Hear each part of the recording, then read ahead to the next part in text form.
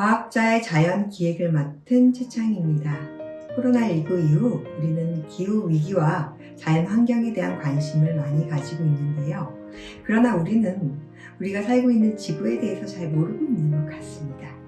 과학자의 자연은 국립생태원의 6분의 과학자의 연구활동 과정과 그들이 바라보는 자연을 영상으로 담은 작품입니다.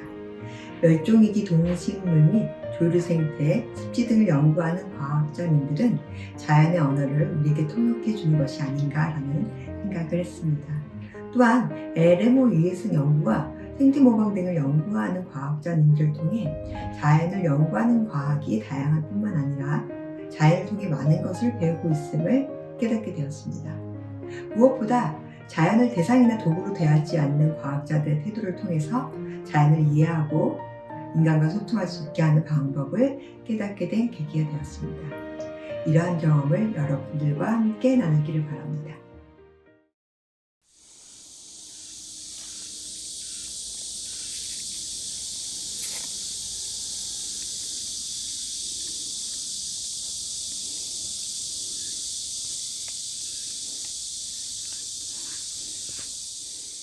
작년에 이 지역에서 도로 건너다가 담비가 차에 부딪혀서 사고를 당했어요. 그래서 앞다리 골절이 있었고, 그게 다행히도 신고가 들어가서 전남 야생동물구조센터에서 이제 치료를 다 마치고, 지난달에 다시 이제 여기 원래 살고 있던 원서식지로 다시 방사를 했어요. 그때 이제 목에 GPS 발신기를 채워서 다시 보내서 지금 위치를 계속 모니터링하고 있고요. 그 다음에 실제로 그 개체가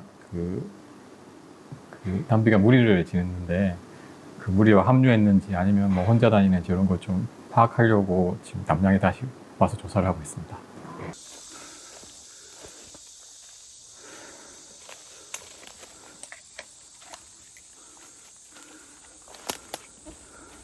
담비 발신기로부터 GPS 좌표를 몇 개 받았거든요. 그래서 그걸 중심으로 해서 봤을 때 담비가 다니는 길목을 선정을 해서 그 지역을 중심으로 해서 카메라를 설치했고요. 그래서 카메라 실제 개체가 촬영이 되면은 다른 무리와 있는지, 그리고 혹시 기존 무리와 또 다른 또 무리가 있는지 그걸 좀 파악할 수 있을 것 같아요.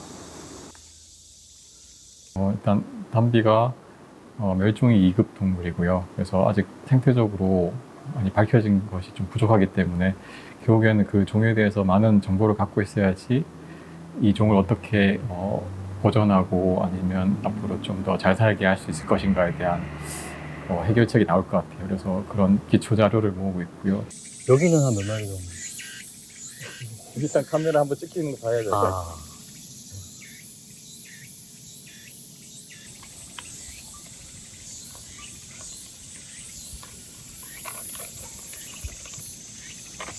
특히 사실은 그게 없었어요. 지금까지 구조센터에서 이제 치료를 열심히 하시잖아요. 해서 다시 야생에 돌려보냈을 때 실제로 이 친구가 야생에서 잘 적응해서 살아가는지에 대한 모니터링이 좀 부족했거든요. 그래서 이 담비도 어쨌든 다시 치료를 받고 야생에 다시 갔을 때 잘 살고 있다면 실제로 그 야생동물 구조센터에서 하는 모든 활동들이 더 의미 있는 것이 될 것 같거든요. 보시면 이렇게 기른 적이 있잖아요. 동물들이 있잖아요. 원활한 서식을 위해서는 이게 훼손되지 않은 울창한 숲이 많이 필요해요. 과거에 우리나라가 일제강점기나 한국전쟁 거치면서 산림이 많이 황폐화 됐었거든요. 그러다 보니까 담비가 서식하기 좋은 조건의 서식지가 많이 사라진 상태였어요. 그래서 멸종위 종이 됐고, 이제 다행인 거는 그 이후로 우리나라 숲이 다시 울창해졌잖아요. 그래서 담비가 서식하기 조건은 다시 조금씩 좋아지고 있습니다. 그래서 저희도 가장 좀 안타까운 것은 근데 이제 공간에 대한 문제거든요. 근데 이것은 사람도 마찬가지거든요. 부동산에 대한 욕망과 그리고 공간의 부족 문제는 다 마찬가지라 동물도 마찬가지예요. 거의 살아가려면 중요한 이제 공간, 즉 서식지 확보가 중요한데 이 제한된 공간을 가지고 어떻게 하면 좀 같이 잘 살아갈 수 있는 방법을 찾는 것이 중요할 것 같습니다.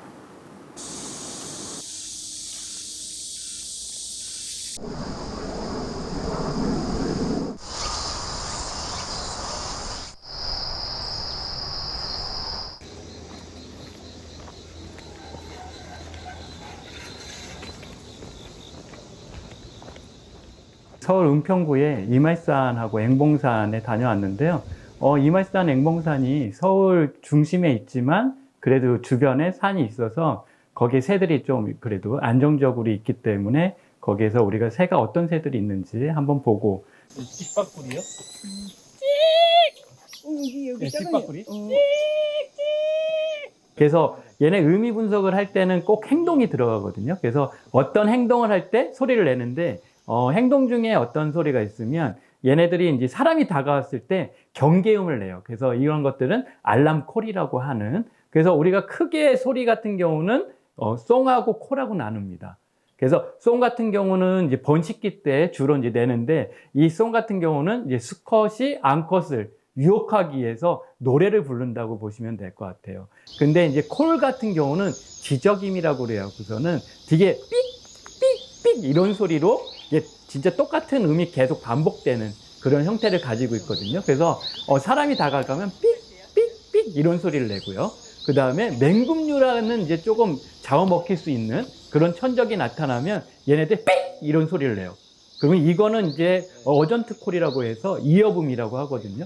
그런 것들은 그 주변에 있는 새들이 다 공유를 해요. 그럼 정적이 흐릅니다. 그래서 이런 소리 같은 경우는 같이 이제 공유를 한다라고 보시면 될 것 같고요. 새들은 이제 우리랑 눈의 구조가 좀 다르거든요. 우리 같은 경우는 앞에 이렇게 두 눈이 있기 때문에 저희는 양안이라고 해서 이렇게 입체감이 되게 좀 뛰어나게 볼 수 있는 그런 구조를 가지고 있는데, 새들 같은 경우는 이게 야생이잖아요. 그러니까 천적을 피해야 돼요. 천적을 빨리 알아보기 위해서는 빨리 어디에 있는지를 알아보기 해야 되고, 또 각도를 거의 한 300도 이상은 봐야지 여기서 오는지 아니면 저기서 오는지 볼 수 있게 눈의 구조가 여기 이쪽에 붙어 있습니다. 양쪽에. 그러니까 얘네들은 단안으로 보는 경향이 있어요. 그래서 양안으로 보는 입체감을 우리 유리를 이제 잘 판가름을 못하기 때문에 이런 구조물에 대해서는 여기가 그냥 투명하니까 그냥 지나가도 되겠다 해서 부딪히는, 그래서 이제 많이 요즘에는 거의 많이 죽고 있거든요. 1000만 마리 이상 정도가 1년에 이제 죽고 있는데, 이런 것들을 저희가 이제 생태원에서 방지를 하기 위해서 옛날에는 이제 맹금류 스티커를 이렇게 붙여서 여기에 이제 오지 마라, 맹금류가 있으니까 이렇게 했었는데, 이 맹금류가 요즘에 효과가 많이 없습니다. 왜 그러면 맹금류는 그냥 유리창이 10장 중에 한 장만 이렇게 붙이거든요. 그러면 다른 장에 유리창에 부딪히기 때문에 효과가 없다. 그래서 제가 격자무늬로 해서 5 곱하기 10, 가로 5, 세로 10으로 해갖고서는 격자로 계속 붙여서 여기 날개로 폈을 때 지나가지 못해, 여기는 진짜 못 지나가겠다. 이런 그런 것들을 만들어서 여기는 못 오게, 그래서 부딪히지 않게 그런 것들을 노력을 하고 있습니다. 얘가 유리창에 부딪혀서 죽은 애를 박제를 한 거예요. 얘가 충남 부여에서 2022년도에 이제 유리창에 부딪혀서 죽은 애를 교육용으로 이제 박제를 만든 거고요. 그런 애들은 조용히 날아가서 조용히 날라서 인기척도 못 느끼고요.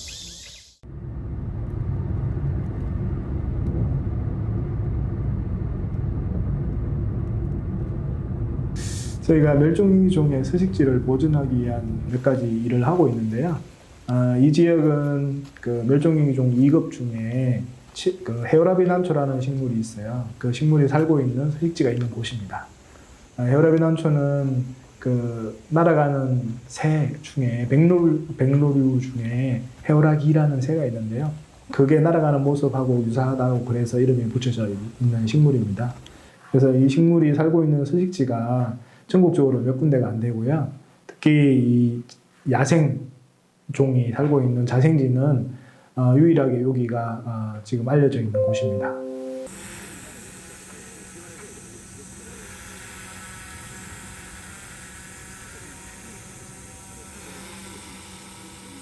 멸종위기종의 서식지 중에서 특히 이 헤어라비난초가 살고 있는 서식지 중에서 울타리가 쳐서 관리되고 있는 곳이 유일하기 때문에 저희가 이 울타리 속에 있는 그 헤어라비난초의 서식지가 잘 유지되고 있는지, 그리고 헤어라비난초는 잘 살고 있는지 이런 부분들을 체크를 하고 더 잘 살게 하기 위해서 저희가 약간 도움을 주는 그런 일을 하고 있습니다.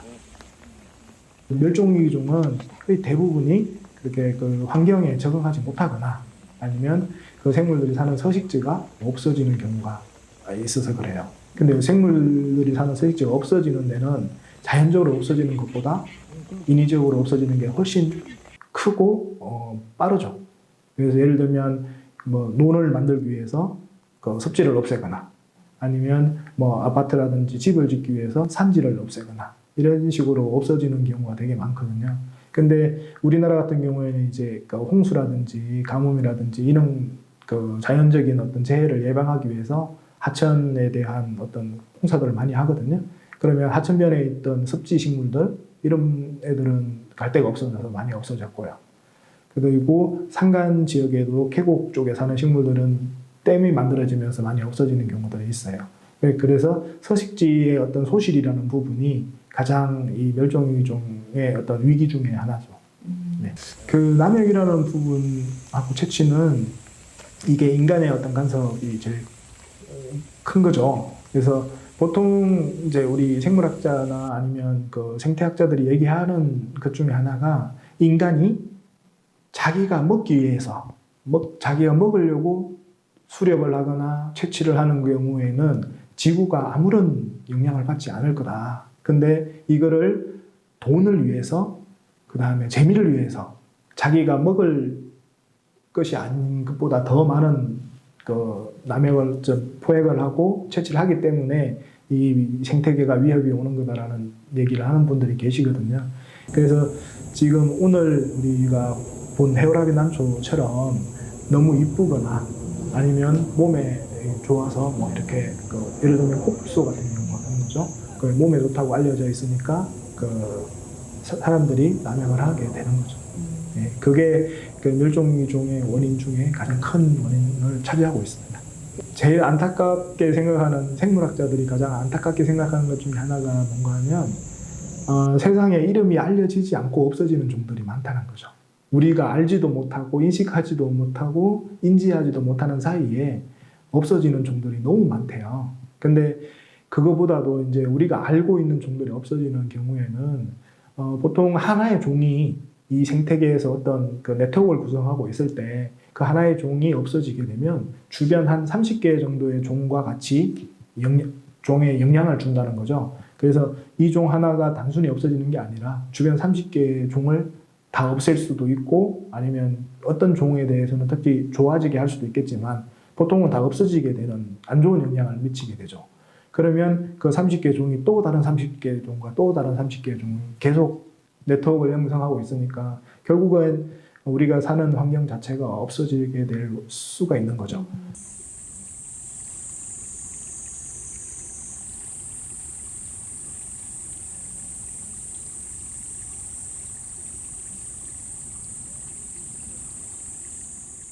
낙동강 배후습지로서 가장 형성된 그 기원이 희귀하기 때문에 또 가치가 있고요. 그뿐만 아니라 그 습지가 가지는 일반적인 기능인 홍수 저감이라든지 생물 다양성의 서식처 그리고 수질 정화 등의 다양한 기능들을 같이 보유하고 있습니다.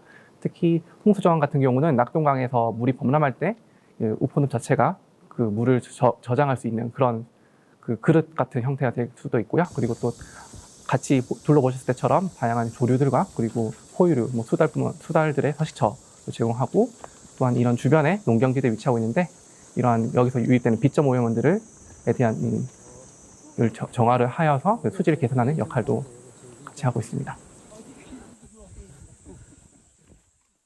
일단은 그 람사르 습지 자체가 일단은 그 협약이 만들어졌을 때 그 기원은 물새들에게 더 중요한 서식처로서 갖는 습지를 보존하자는 의미로 아마 그 협약이 제정이 된 걸로 알고 있거든요.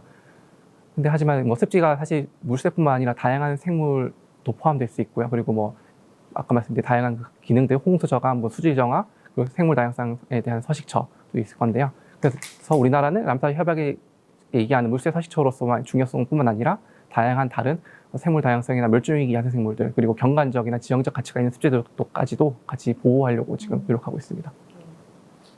람사르 습지 지정뿐만 아니라 더 나아가서 람사르 습지 도시까지 인정을 받게 되거든요. 그렇게 되면은 사실 람사르 습지 인증을 받는 거면은 이게 그 람사르 습지에서 나오는 농산물 등 같은 생산품들이 국제적으로 람사르 습지에서 나왔다는 친환경적인 마커도 달고 그런 판매도 되고 하기 때문에 다양한 이 그 인식 증진과 현명한 이용과 더불어 습지 주변에 그 거주하시는 주민들에게도 상당히 그런 자부심도 가질 수 있을 거고요.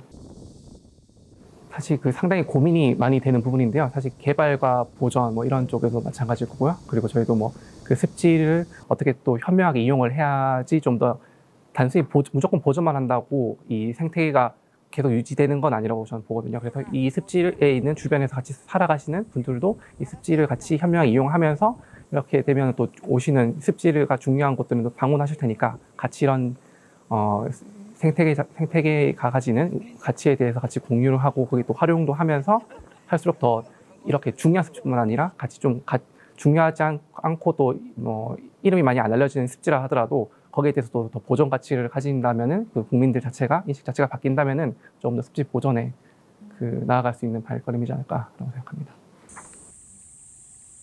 저도 그런 현명한 이용과 습지 보존은 되게 상호 보완적인 부분이라고 생각하거든요. 단순히 뭐 무조건 앞서 말씀드린 대로 무조건 보존해야지 생태계를 보존해야지 이게 계속 지속적으로 보존된다기보다는 현명한 이용이라는 걸 통해서 더 후세들한테도 더 이 가치를 더 물려줄 수 있으려면은 이게 얼마만큼의 가치가 있어야 되는지 국민들이 이걸 파악해야지 또 이렇게 보존하고 또 홍보 활동도 하고 인식 증진도 할 수 있다고 생각하거든요. 그래서 그런 부분에서도 같이 가야지 좀 더 하나만 갈 수 없이 같이 가야 된다고 생각합니다.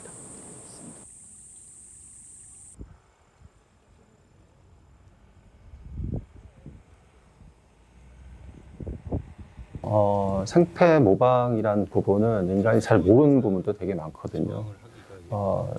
개미가 그 곰팡이 농사를 짓듯이 그리고 개미가 진딧물을 사육하듯이 사람도 목축업을 하고 사람도 그 농사를 짓거든요. 뭐 그것뿐만 아니라 제비가 이제 진흙을 물어서 집을 짓듯이 사람도 벽돌을 쌓아 집을 짓고 어떤 새들은 이제 그 식물의 줄기를 끊어와서 그것으로 자기 집을 엮거든요. 근데 사람도 마찬가지로 식물을 이용을 해서 그 직물 같은 걸 또 만들고 이런 부분을 보면은 굉장히 유사한 점이 많아요. 그런데 실제로 동물 쪽, 식물 쪽 자연에서 우리가 착안을 해가지고 제품을 만든 케이스들이 많거든요. 그래서 이제 요약을 하자면 그 생태 모방이라고 하는 것은 생태적인 측면에서 생물과 생태계의 기능 그리고 그 기능의 원리를 우리가 연구를 해서 그 연구한 결과를 이제 공학적으로 적용시킨 다음에 그 필요한 기술, 그 다음에 제품들을 만드는 것들을 총칭해서 생태 모방이라고 얘기를 하고 있습니다.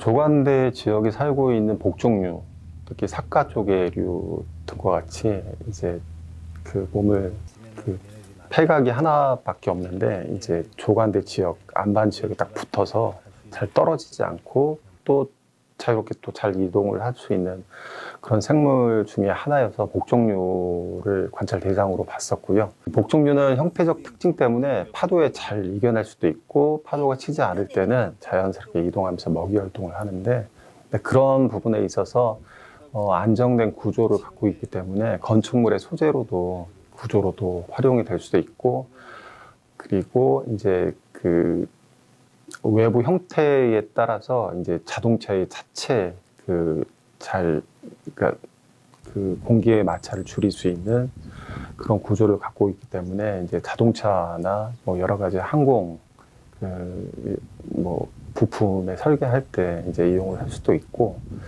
생태 모방의 가장 흔한 사례로 들을 수 있는 게 이제 벨크로 우리가 일명 얘기하는 찍찍이. 네. 그거를 1세대로 보시면 될 것 같아요. 단순한 형태에 착안해서 이제 인간의 그 생활에 이제 조금 유용하게 쓸 수 있는 제품을 만드는 그 제품 또는 기술을 얘기를 하는데 2세대는 그런 형태뿐만 아니라 특정 기능까지 같이 보고 있거든요.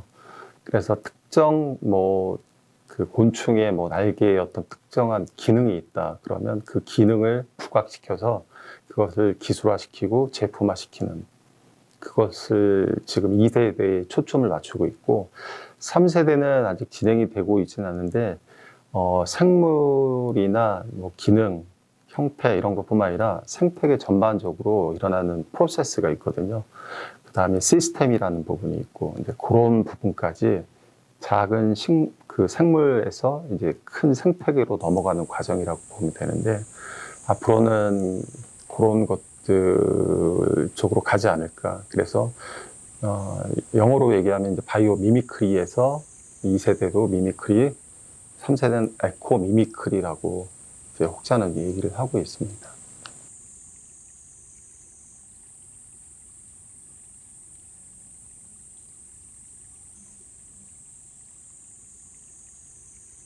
보통 일반 분들은 GMO라는 용어에 많이 익숙하신데요. LMO와 GMO는 뭐 비슷하지만 약간의 개념적인 차이는 있습니다. 그래서 둘 다 유전자가 변형된 생물체를 LMO 또는 GMO라고 하는데요.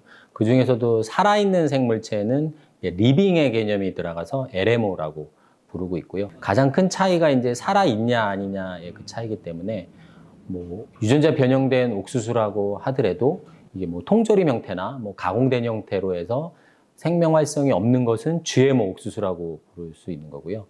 종자 형태처럼 흙에 심어서 그것이 옥수수로 자랄 수 있는 것은 LMO 옥수수라고 이렇게 구분지어 볼 수 있습니다. 예, 저희 LMO 실험실은 기본적인 분자생물학을 연구하는 실험실과 그 대동소이하게 세팅이 되어 있고요. LMO라는 것 자체가 분자생물학의 산물로 해서 인간에게 유용한 유전자나 그런 산물들을 만들어내는 생물체로 개발된 거기 때문에 같은 논리로 LMO를 연구하기 위해서는 유해성을 연구하거나 또는 개발 연구를 하기 위해서는 분자생물학 실험실이 필요하게 되는 거고요. UV 자외선이 나오면서 일단 LMO가 환경에 유출이 되게 되면 국내 환경에 없는 그런 새로운 생물체가 들어오는 거기 때문에 그것 자체가 생태계 교란이 일어나는 겁니다. 쉽게 설명을 드리면 우리 금강에 사는 어떤 물고기, 금강에만 사는 어떤 우리 멸종 위기에 처한 물고기가 있다 해도 이 물고기가 전혀 서식하지 않는 낙동강에 가게 되면 이거는 멸종 위기종의 우리 고유종이지만 생태계 교란이 되는 거거든요. 그 개념에서는 LMO가 그 환경에 없고 우리가 재배용으로 승인을 한 사례가 없기 때문에 LMO가 자연환경에 방출되는 것 자체가 생태계 교란을 의미하는 거고요.